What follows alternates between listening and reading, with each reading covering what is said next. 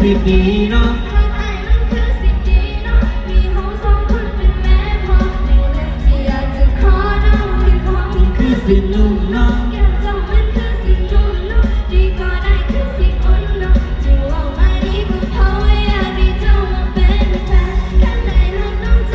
หอมข้างในหอมน้องใจก่อนข้างในก่อนน้องพร้อมจะบอกว่ารักไอ้นั้นตลอดเวลาน้องคนนี้ยังบ่มีใครอย่างที่ไอ้มาเคียงข้างกายอยู่ด้วยกันแล้วสุขสบายเวลาน้องใจหอมมากอดกันไอ้สิเป็นน้องกันในห้องแล้วไอ้สิแพงเพราะว่าเจ้าคือคนไอ้ก็สิฮักแพงน้องบาดคนงามขันหาเจ้าว่าท่านมีไผอยากมีคนมาเคียงข้างกายเป็นแบบนั้นมาอยู่กับไอ้เวลา